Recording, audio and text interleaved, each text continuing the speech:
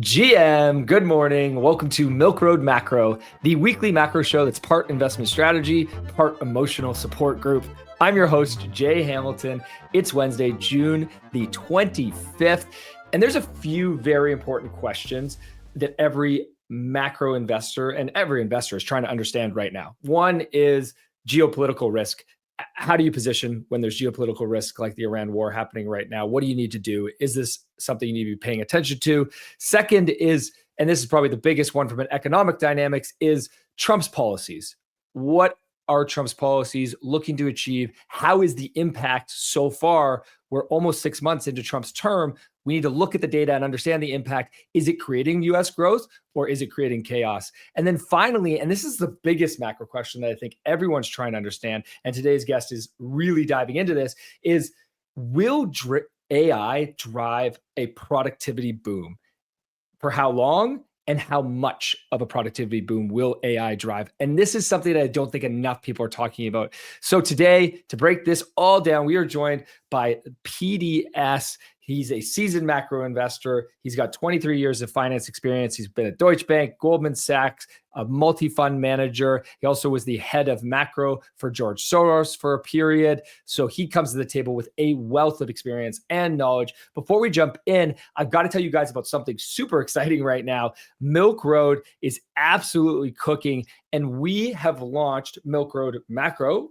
We've also launched Milk Road Degen, and then we have Milk Road Crypto. And we're putting all of these together into a massive new product called Milk Road Pro All Access that is going to be $100 a month. But note to your future self, until July 1st, you can get Milk Road Pro All Access for $25 a month, 75% off. Hit the link in the show notes. You don't want to miss out. There's so much incredible material and resources and reports and live calls and access to experts that comes with Milk Road Pro All Access. So it's a no-brainer. Lock in, hit it today. Today's episode is brought to you by Ledn. Get cash without selling your Bitcoin. It's also brought to you by Nexo, the platform that grows your capital without locking it away. Without further ado, PDS, welcome to the Milk Road Show. Hey, Jay. Thank you for the invite. Happy to be here. Pleasure to have you. Okay. Let's start with the topic of the day, which you and I talked before recording that we almost didn't even necessarily want to talk about this, but the Iran war is getting a lot of attention right now, obviously, and impacting markets. Give us a framing of how you are thinking about this geopolitical situation right now, and how you think investors should position themselves or adjust during moments like this. It's a good question, and I think to make it very simple, as I mentioned to you, geopolitics are always very difficult to kind of forecast. As a macro investor, we don't really have a domestic edge, which is ultimately what gives you more conviction or not on taking views like these. I think the way to frame it for me is about focusing on the price of crude oil. Crude oil is basically the escape valve of how geopolitics in the Middle East end up playing.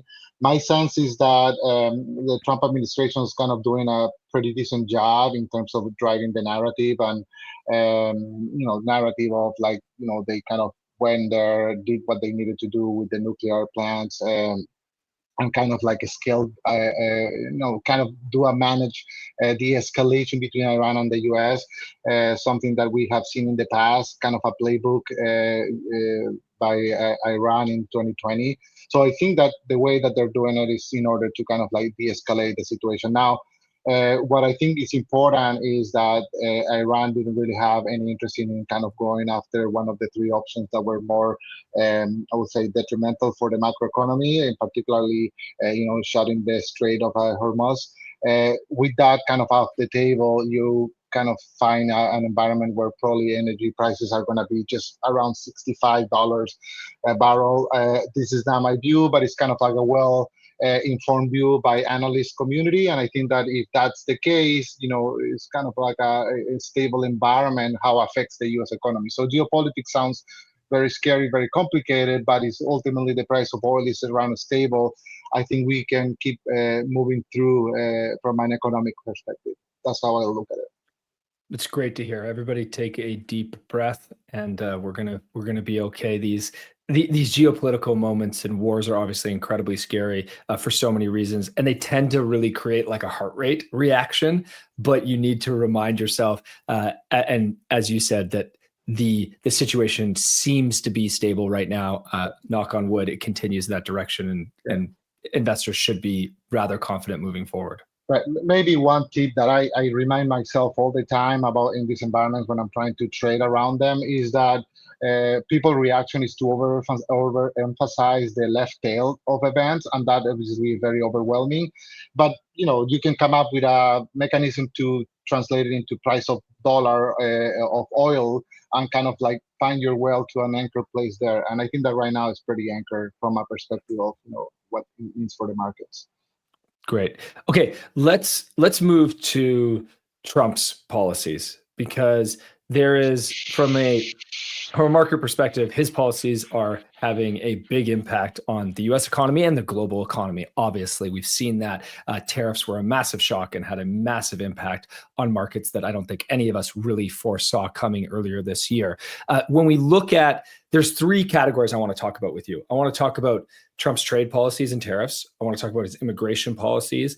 And then I want to talk about his deregulation policies with a focus on how that might impact AI and technology. And then we can lead into the next conversation, the next part of the show around macro AI and the productivity that AI will impact. Let's start with Trump's trade policies, though, and the impact of tariffs. When you look at the data, what are you seeing as a result of the trade policies so far and tariffs so far? Yeah, I think message number one is that there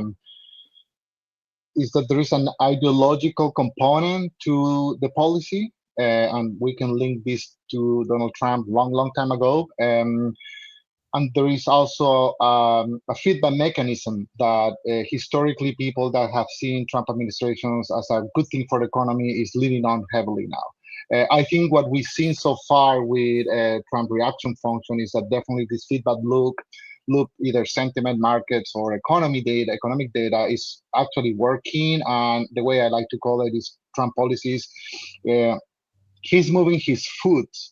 He's moving his feet. He's very active, changing and calibrating the policy. So that's very important to mention, because anything that we think that now is sticky, it may not be sticky 6 months from now. Now, I guess the question is whether effective tariff rate lands between 10 and 15%, or maybe a little higher, up in the 2.5 points higher than that. But we're talking about rather narrow, I would say, outcome right now. Of course, this could change, but I don't think that there is willingness to escalate meaningfully anymore. So with the ability to kind of say, effective tariff rate is probably going to go to 15%, and just to make it simple. Now we have to kind of think, what is the impact on the economy? And I think this is what the Chair Powell kind of highlighted in the last meeting, is basically going from uncertainty about the policies to now an environment where you're kind of thinking about what is the impact on the economy of these policies. So why do I start with this? Because for me, again, tariffs is another issue, is another topic that is complicated. It will impact the economy in many different ways. This economy, in particular, the US, is very flexible and, in my opinion, robust in the way that has a shock absorbers across many different layers.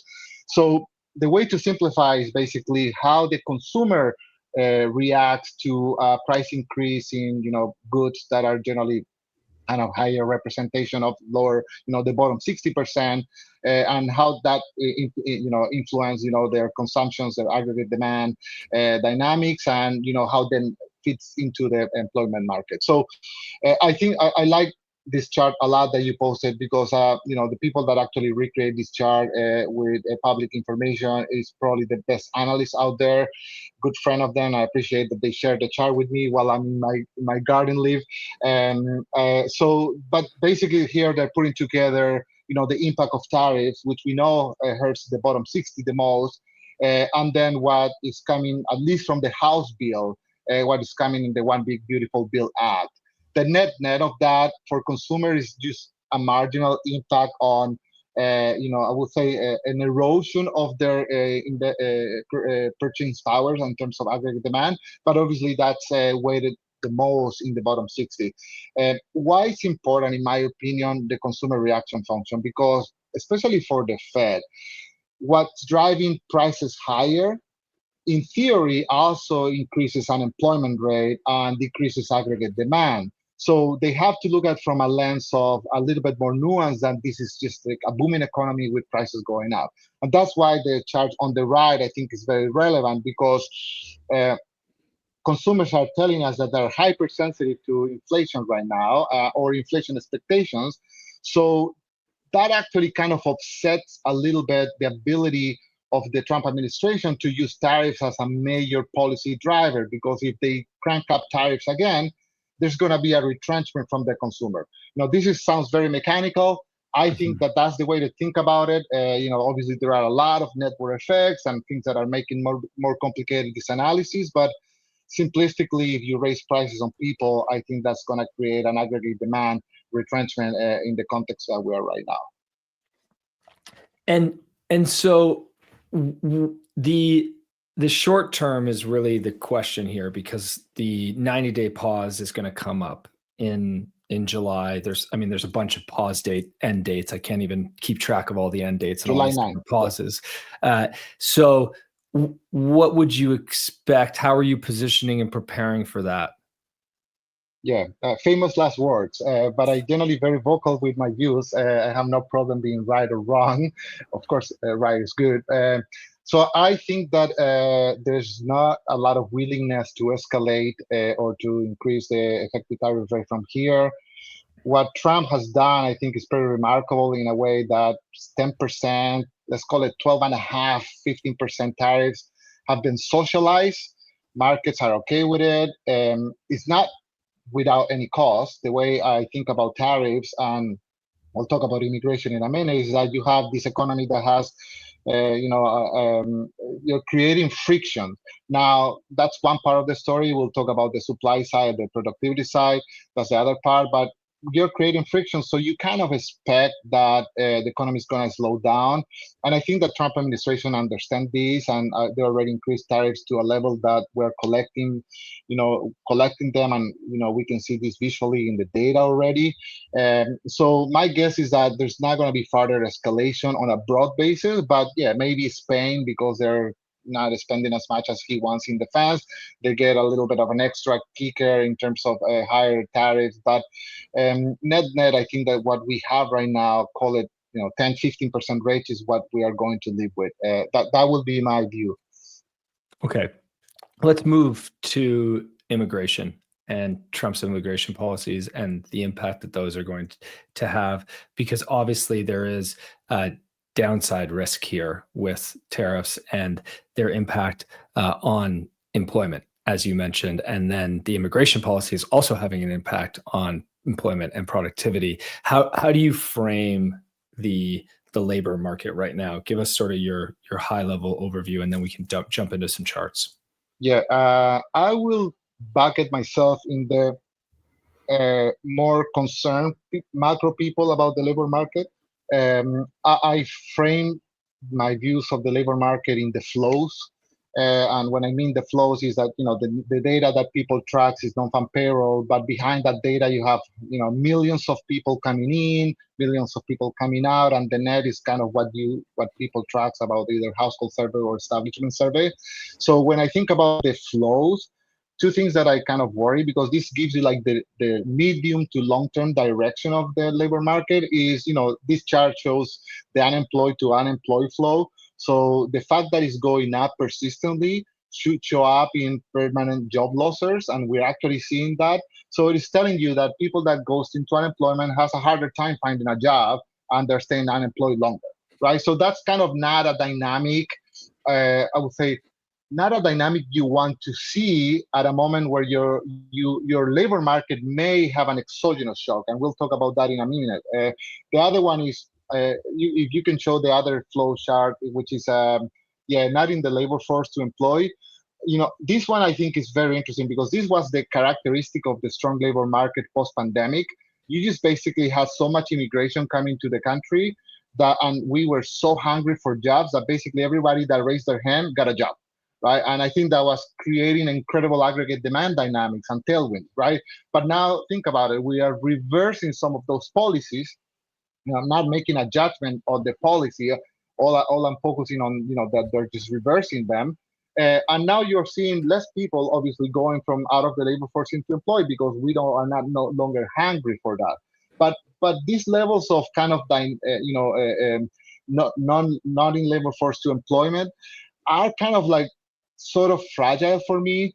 I'm not a big fan of analogies in the past, but if you look at the level where we are as a percentage of civilian labor force, we're similar levels to going into the global financial crisis. Now, what happens in the global financial crisis had nothing to do with this chart, but all we care is that the labor market was in a state of fragility going into it. So now we're kind of like poking the economy in many different ways, again, frictions, with a flow picture that is not like super robust to me. That's one thing I don't really love to see. Now, we need an exogenous factor to actually push this in a more meaningful direction that is weaker than right now. But that's kind of where I come a little bit more concerned on the dynamics of the labor market. Now, so what is this exogenous factor that we could identify? And this is where the immigration policies come in. Now, I think that the most concrete way to think about the impact of immigration on the labor market, it's thinking about the TPS revoke. So Trump, they want to kind of battles in the courts with the Supreme Court and the federal court that they can revoke the temporary working permit or permanent status for a lot of immigrants. My count is around 850,000. Look, finger in the air, probably there's 50% of those that were working. When you're a TPS holder, you can actually have an EDA, which is a working authorization, so you are actually a legal employee in employment. So what if 400,000 of those were in the labor force, were working, and now because of these policies have to not work? My intuition tells me a lot of that people will not find an H-1B to kind of keep working. So maybe we are going to have an environment where we're going to see 400,000 people being laid off. Some of them will come out of the labor force, and this is a nerdy nuance because the way that the household survey computes the unemployment rate, they're not asking you about your legal immigration status. They're asking you, your house was in part of the survey, sample. They're going to ask you, and you're not going to say I'm not legally here. You're going to say I'm unemployed looking for a job. So you're not necessarily going to come out of the labor force. So I think that this is concerning for me because it's too many people, and the law of big numbers is like, let's say those 400,000 come in 1 month. That's a very negative number that month. Very unlikely that they come in 1 month. Probably this come over time, and in fact, the way that this being implemented, I just was randomly doing some search in the morning. What was the update on this? And there's only 2 companies that kind of came out and say, we're going to, if you don't show us in 30 days that you have another working authorization, you're laid off. We're seeing some companies, Walmart and Disney, doing that. But then the implementation of this from the government, I think it was just announced on June 20. So more likely than not, this is probably kind of an July, August event where, again, we're pushing the labor market in a way that because of the flow structure feels a little bit weak. Feels like in the wrong direction. And I'm just going to add one thing, that this is something that is not new, but I kind of was one of the first one kind of mentioning a long time ago, is that the non-farm payroll gains are concentrating this, what I call the focus groups, government, education and healthcare, and leisure and hospitality. Education and healthcare has a secular trend. I think we need a lot more people of that. But a labor market that is creating 60%, 70% of the gains on a monthly basis on those 3 is not necessarily a labor market that is very healthy to me. So that's where I'm more cautious on the labor market dynamics. And the labor market is a super tanker that moves slow. So once you start these dynamics, it's hard to reverse it. But it's interesting, the impact of the policy of Trump around these visas and the immediate shock that could have, as you said, unlikely that we lose 400,000 jobs all in one day or in 1 month, but it is possible, and that is concerning, obviously, and that puts us in a position where, and we're already in a weak position right now. I want to talk about the impact on inflation as well, and your views on inflation, and then obviously the big question here, and what we keep hearing is, and as a tech person myself, is this belief that, okay, long term, the labor market's going to be fine because AI is going to be the productivity boost that we need. That's the big product. And that's what everyone keeps saying. AI is going to say. So I want to really dive into that and your views on that, because that's the big looming question is what, and I know you've been doing a lot of research there. But before we talk about inflation and AI, we just need to take 1 minute to hear from our sponsors who make this show possible. Selling your Bitcoin should be a last resort when you need cash. That's why there's Ledn, the trusted platform for Bitcoin-backed loans. You can unlock cash in as little as 18 hours with no monthly interest payments and no prepayment penalties. They've issued over $9 billion in loans and never lost a single Satoshi of client funds, even during the chaos of 2022. If you're a long-term hodler, this is the move. Get liquidity without selling at milkroad.com/Ledn, spelled Ledn. If long meetings and judgmental bankers are your thing, Nexo's probably not. Nexo is a premier wealth platform built for people who value their time and money. It's built for people who have idle cash lying around and want it to grow fast. Whether it's Bitcoin, Ethereum, or even Forex-pegged assets like USDT or USDC, Nexo offers up to 14% annual interest and access to crypto-backed credit in under 24 hours. Your assets need a platform built for growth. Join Nexo. Okay, we're back. P.D.S, let's talk about inflation for a moment here. How do you view inflation, particularly with the impact of tariffs, but then also the impact of the labor markets? How do you balance all of these things and have a well-rounded view on where you think inflation will go? And maybe you could lean into a little bit about how you think the Fed might react. Yeah, it's a great question. I completely understand where the Fed is coming from, being very cautious about the impact on inflation from tariffs. I think it's a very difficult questions to answer for them, because they see these surveys of consumers that they're freaking out about inflation, while maybe other measures of inflation expectations are not really going up as much. But then this is kind of the dynamics that kind of put them in a trap. Is like, well, we think inflation is going to go higher if tariff pass-through is high, call it 60-70%, and then we have consumers also worrying about that. So even though they're not making an assumption of how the economy operates, in an environment where the economy is solid, as they describe, you kind of want to be very cautious about doing something in rates when those two things happen at the same time.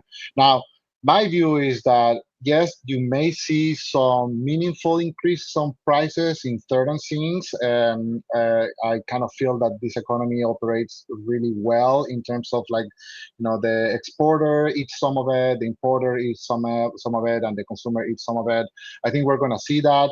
It's a matter of time that propagates through the economy. So far on the data, at least from CPI data, it's showing in furniture, perhaps in toolkits, in tooling, but not meaningfully broad-based, because obviously there hasn't been an anchoring policy yet, right? We've had massive, post-Liberation Day tariffs, and then they have come down.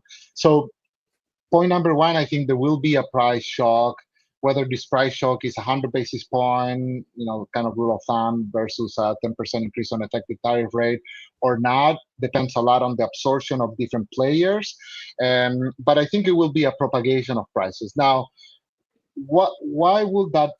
I personally don't worry that this is going to deviate the Fed too far from their mandate of 2% inflation over a medium term. Maybe in the short term, yes, but I hope that the Fed can look through it and look through the horizon. And why is that? Because if you look at the composition of inflation post-pandemic, we had many different dynamics, right? And one of those dynamics was, we have rent prices and OER, based part of the shelter component of CPI and PCE, that have been very sticky. Now, when I think about, and I think that the the key chart for me let's look at the regional, because that's an observation that I think is very interesting and not sometimes appreciated that much. So we have this dynamic of rent pressure for one reason, in my opinion. And this is, if you look at the percentage of the share of new rents that went to foreign immigrant, for non-residents, right, over the period of 2020, 2024, on average, that share is around 20%. The period that we just lived through, 2020, 2024, it was around 70%. So basically, new immigrants were actually going after housing. Now, what are we doing about immigration policies? We're reversing it or stopping it, right? Not, overall, not, there are specific segments that are still flowing really nicely, like H-1B visas. So it's very natural to me to think, okay, now the pressure is probably behind. So the marginal buyer or marginal renter is kind of like a story of the past. And then I look at these four charts, and the housing market was very efficient, because where we had post 2020, people left from New York and they went to Miami, and then in Miami kind of like rented, and there was a supply response to that, and the prices went up and then went down very quickly. But where we haven't seen any of that is in the Midwest, and we haven't seen in the Northeast.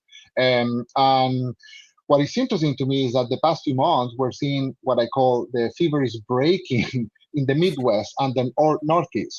So all this to say the following: we're all focusing about the impact of tariffs on inflation. Most of us will argue that's a one-time price shock, right? Unclear magnitude. Two, we had this housing stickiness for a long time, but now I think that the fever is breaking. That's going to offset a lot of the pressure higher from tariffs, potentially, especially if tariffs don't go farther out from here. So net, you're going to see a little bit of inflation, but not maybe what the Fed is worried is seeing, 3.5% core PCE and kind of hard economy. So I'm less worried about the net effect. And then there's the other angle of the service side, and I think you showed that chart at the beginning. We could debate all day long about the percentage of the wallet that is going to services and goods, and how that influences supply and demand of the each service and prices. But that chart to me looks like we're declining gradually. And I put together the view on the outlook of labor market and a little bit of the uncertainty, and markets are doing fine, but not so much. I just don't see a lot of animal spirits why inflation keep going higher. To me, it's more likely that we are back to 2% in a rush. So this is where I lean a little bit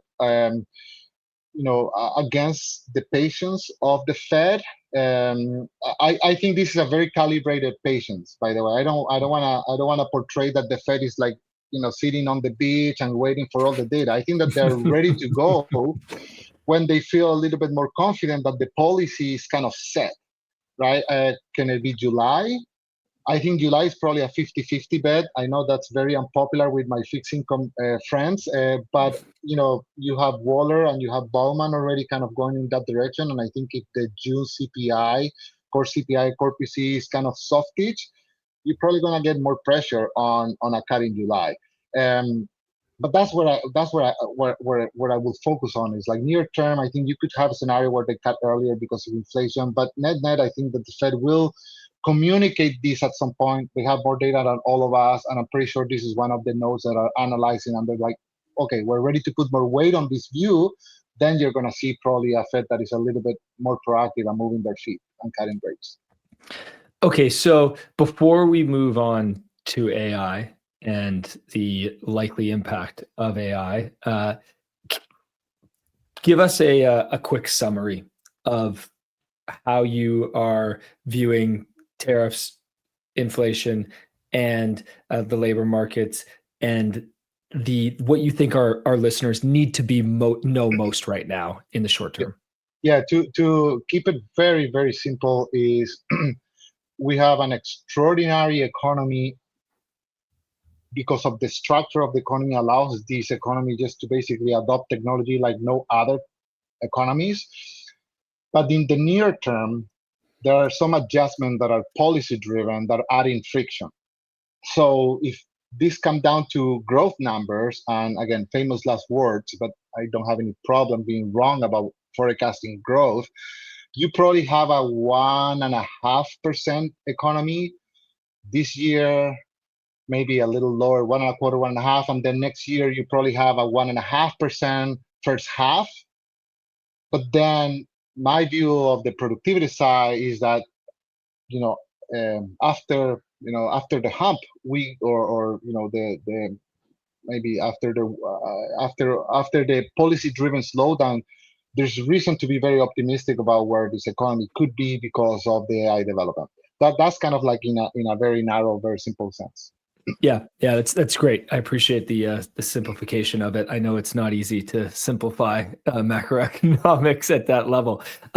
Okay, let's talk about this productivity boost from AI. Here's the big question, right? Every economist should be trying to figure this out. I actually don't. Let me ask you this: do you think that Jerome Powell, the Fed, other economists are paying enough attention to this?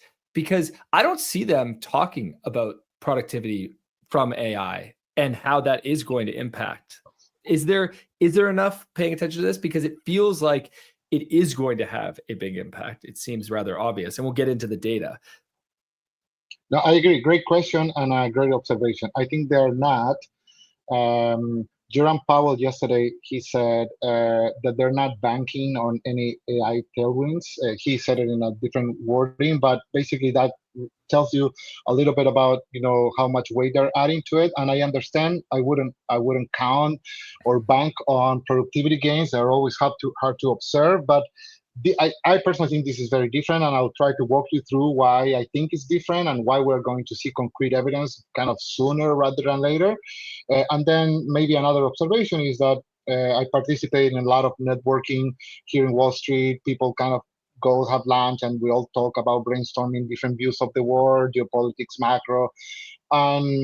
AI percolating to GDP via productivity is like a fringe topic. Like there's not a lot of focus. I think it's more like on the ether. It's like, yeah, that will happen, but we don't really know. So what I've been trying to do, and this is kind of what I like to do with my research, kind of quantifying things, right? Like if you have a story, macro people, including me, are very good at talking, and we love to tell stories and big 30,000 foot views, but then bring it down to something concrete that you can actually maybe track weekly is kind of like where the edge is for a lot of us. So that's where I've been spending a lot of time thinking about how do we come up with this beautiful story into like what does it mean for the economy and how we can track it. So give us, when you're out at one of these lunches and you're chatting with your friends or other investors or economists, what's the story that you're telling right now? Well, I saved this for you. I'll post it after this. No, it's just coincidental that I've been spending a lot of time researching AI for many different reasons. But so one thing that I kind of took a step back and I asked myself, okay, so how do we characterize people's usage of AI tools, right? As a user, I think that for me, the most meaningful part of AI right now is my ability to augment myself, right? Like I maybe know a lot about something, a specific topic, but then I implement this tool on the side, and then it's enriching a lot of my information flow and the type of depth, and I get in different topics, and it creates a lot of more ability to do complex tasks. Now, that's obviously probably a characteristic of a first to second adopter, right? The first adopters were basically people that was waiting in November 2022 to, for the first version of ChatGPT and go and then start doing stuff. So the developers, AI Frontier, or maybe people that was around this situational awareness paper that is out there for AI, those were like the first adopters, right? So in my opinion, those groups, is a 4% each of the labor force. By the way, thanks to Anthropic, and I'm not,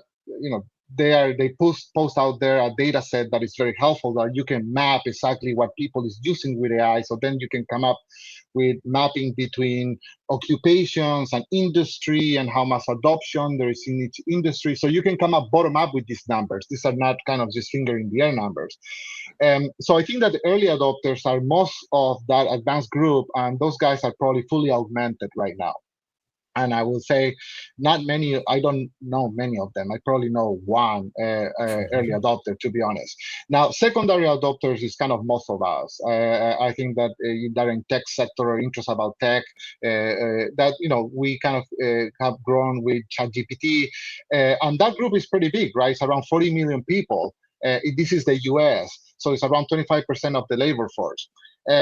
Now, the late majority, which is basically every single senior investor that I speak with exception probably or two or three that are very sophisticated investors, they're all 2024, mid 2024, late 2024 adopters of ChatGPT.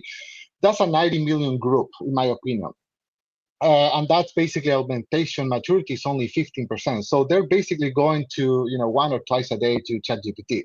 Right? I'm in ChatGPT all day and in my phone, and so it's a very different dynamic. So here's where I think is very interesting to focus on this right now.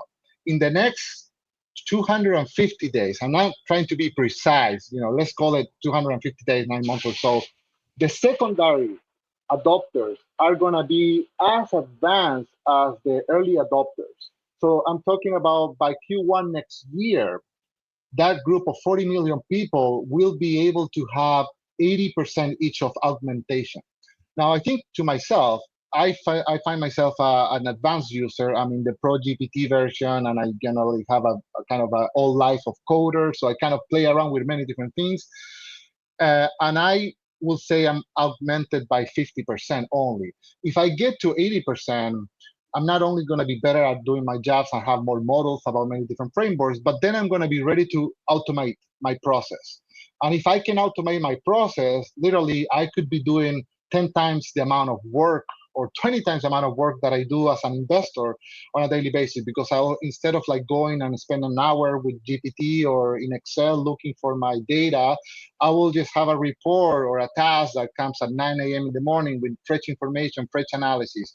So why I mention this, because I think in the process of learning about the tool, then start kind of using it more deep in your work to actually be full augmented, I don't think we can envision the amount of productivity enhancement that we're going to get, because this is so new that it's literally like we're just breaking frontiers. My focus is because the amount of adopters that are coming into this, kind of like evolution of themselves and their work is so concentrated on the secondary adopters and then later, obviously, late majority, that the next 12 months, I just think that the amount of computation, amount of analysis, the amount of interaction with these tools, and the amount of value that we're going to get is just going to skyrocket. I don't want to put a number. Maybe, in a way, if you want to go from tokens, and this is purely an estimation, again, an estimation from a macro guy, I will listen to experts like Philippe Lafon or other guys for this, but I came out with a model that it says that we're generating 1 trillion tokens a day right now. But what I'm describing to you is that if 80% of the labor force uses this in a highly augmented way, we go to a 12 trillion a day. And that's a 10-time or 12-time increase in a very short window of time. I cannot see how that doesn't affect the economy, right? That will be just like it will be very unprecedented to me that it doesn't affect the economy the way that I think it does. So that's kind of the introduction and why I've kind of got into so much focus, because I think we're going to see concrete information about this. And, that's obviously is very positive for the economy if it plays out in the way it could play out. So what I'm hearing is we're still very early, which I think we can all agree. And I really like this view of adoption versus augmentation. And I think all of our listeners would agree that, I don't think any of us are at 80% augmentation. I think we'd all like to be there. We all understand the potential. And then I think the other thing that I'm hearing is that the diffusion of AI will be faster than previous technologies. Is that Is that true? Frame that for us. Yeah, let's talk about this. So can you put the chart on, there's one chart that I like to call, we are in Iowa right now, and this is a chart from one of the seminal works on the technology diffusion. I think it's that one. This chart is just basically, this is a really good survey. And basically what they're saying, what they show you is like the diffusion of hybrid seed in corn in the past. The first adopters generally have an S-curve that is very steep, right? And then the second or third, they're more like there's different deviations and derivations of how it diffused. I think that right now, as an economy in aggregate, we're in Iowa, right? The first adopters already had their Iowa moment, right? But as an aggregate economy, we're in Iowa. So when I listen to the Fed chair, who I respect a lot, to kind of like say, we're not banking on this. Well, if he will have conviction that we're in Iowa and we're like in 1936 right now, he should be paying a lot of attention to this, because the labor market is just going to transform in a space of a year or 2 years in a way that nobody envisioned. So I personally think that that's where we are. And my inputs to kind of track this is that maybe if you show the picture from Core 2, which I think is really interesting, and I'm sorry, Philippe, that I'm using your picture, but it was so good that I actually have to use it. There are ways to track it. So it's all the way to the end of the presentation is how can, keep going, I'll come back to that in a minute. So here, the one that shows OpenAI, that one. Yeah. Right. So go to the previous one, the OpenAI one. So this one. This is super interesting. It's a chart that obviously we kind of all know now.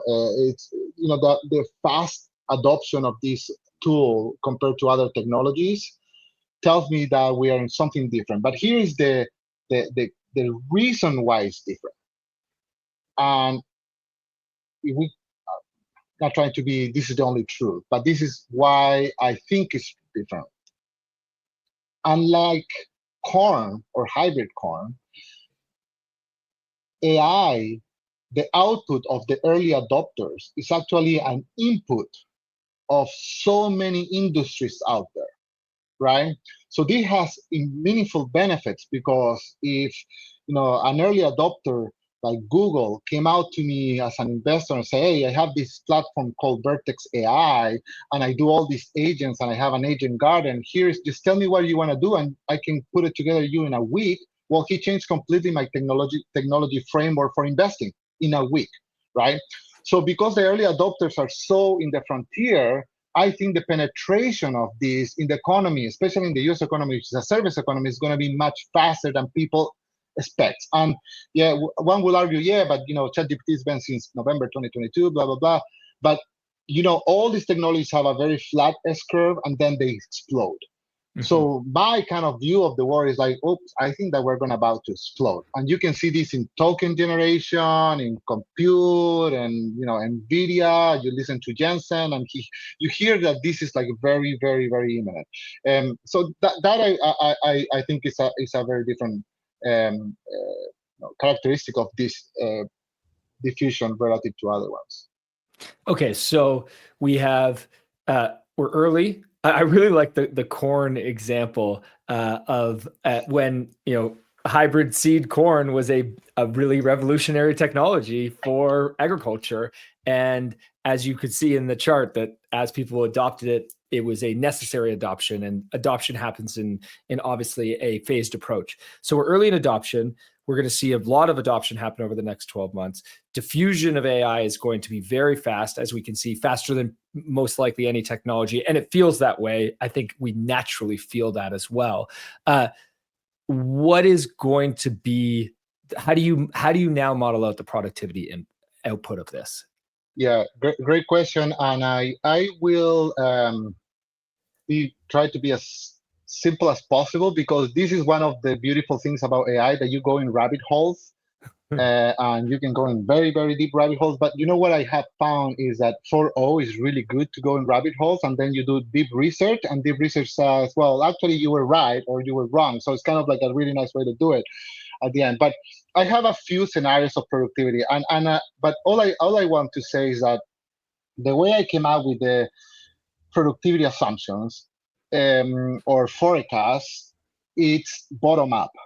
So I took the Anthropic data, went from occupation to industry and adoption on industry, and then the slope of that each industry is changing over the last year or so. We have data from the BLS, the BTO survey, that they're asking the question to companies: are you using AI the last 2 weeks? Are you going to use it the next 2 months? So we have some time series, and you can get a slope in certain occupations and industries. So, and then obviously took a bunch of like literature and research in how generally technology diffusion happens on different parts of the economy. And this is where, ChatGPT is amazing.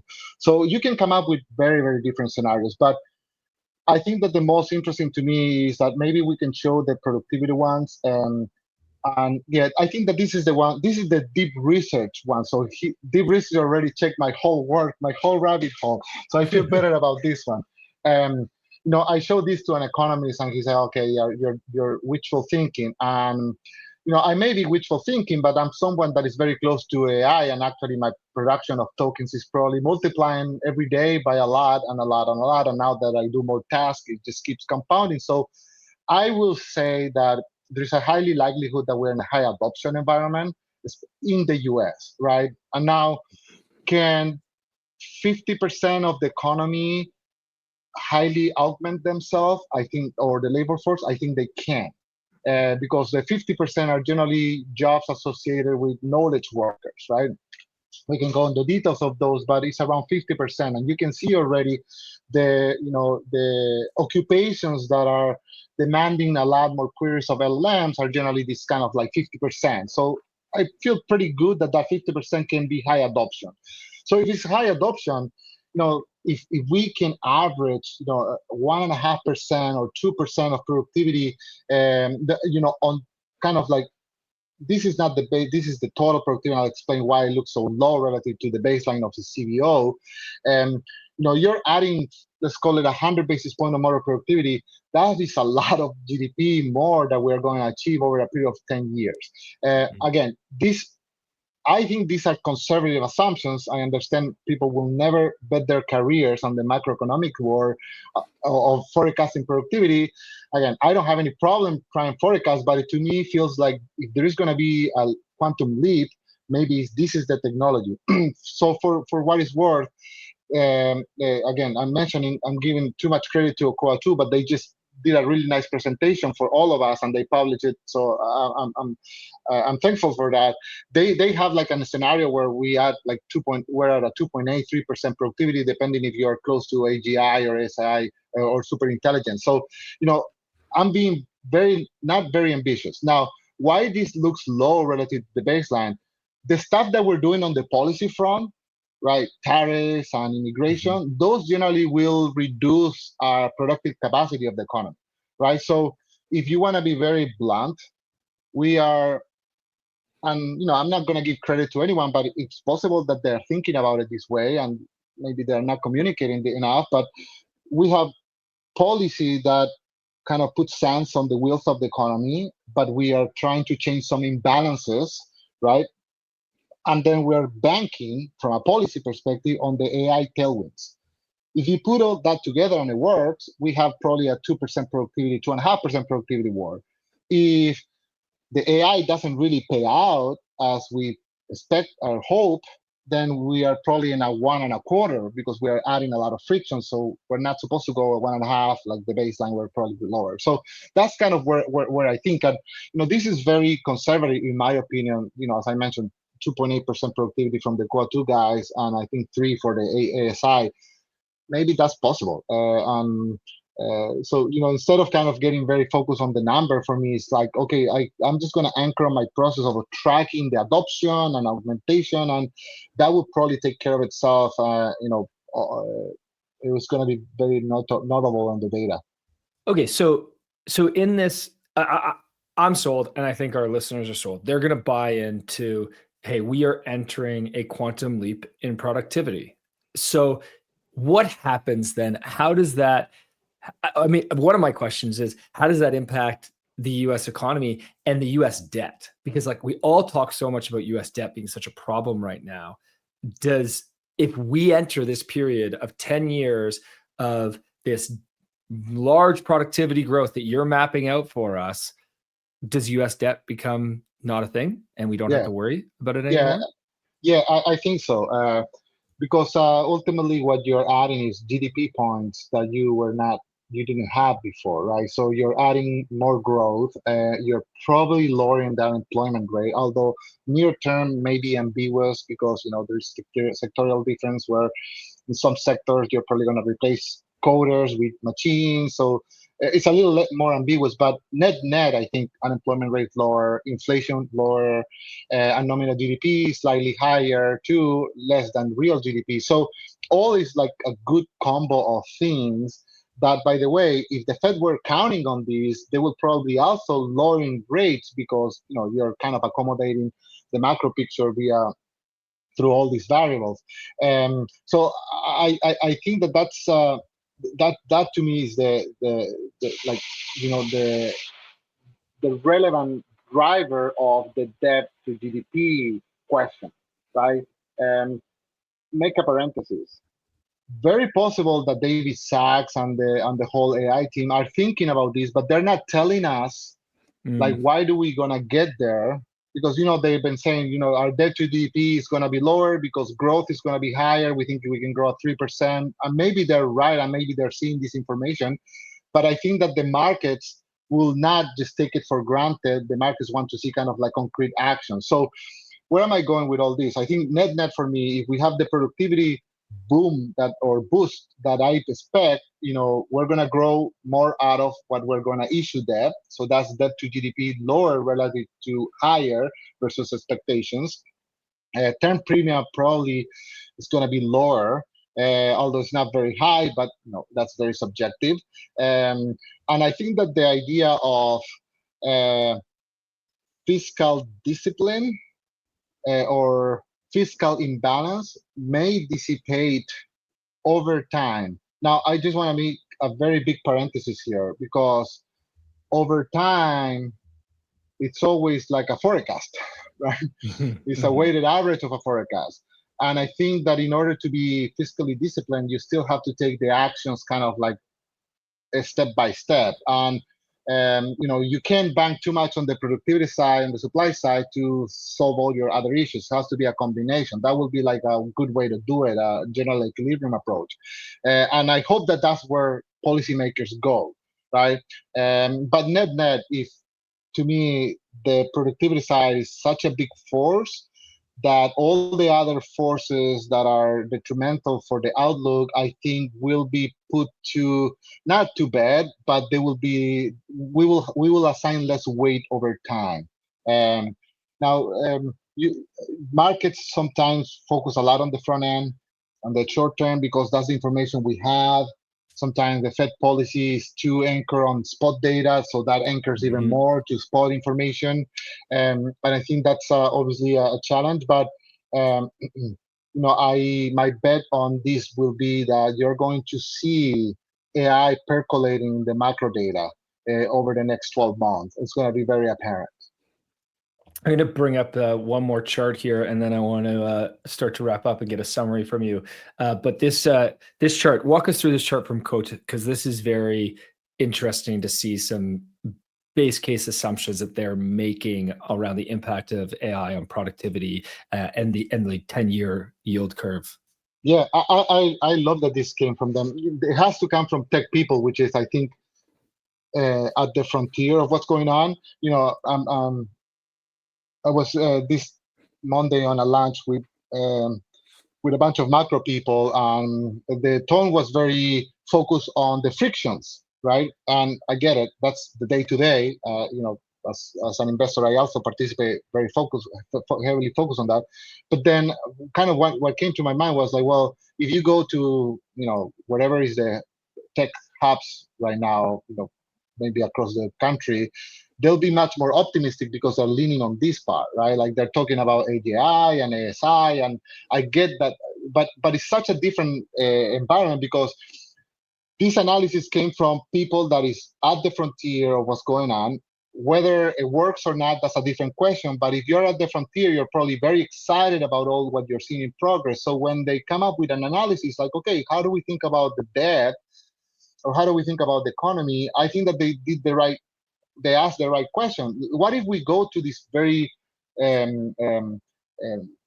high compute regimes, AGI and SI, you can see a completely different economy. So this chart basically is telling you that, at the end of the day, the 10-year yield, the fair value should be 50 basis points lower because of productivity. It's just telling you that we are growing out of our debt and the deficits become less of an issue. I think that they came out with a conclusion that, just to put it into a simple number, if we continue in the same pace of economy and there's no productivity boost, I think debt to GDP goes to 130% over a 10-year period. I have to update myself on what's the latest CDO. But if we go into one of these productivity cycles, we end up at 100%. Right, so we go completely the other way. That's very possible. It happened in 2000. The forecasts were like 80%, and we end up realizing like 34% of debt to GDP. So I love the analysis, and had to come from tech people because I think that they're at the frontier, and we macro people can learn a lot from what you guys are thinking on the tech world. Okay. Closing thoughts. Wrap this all together for us.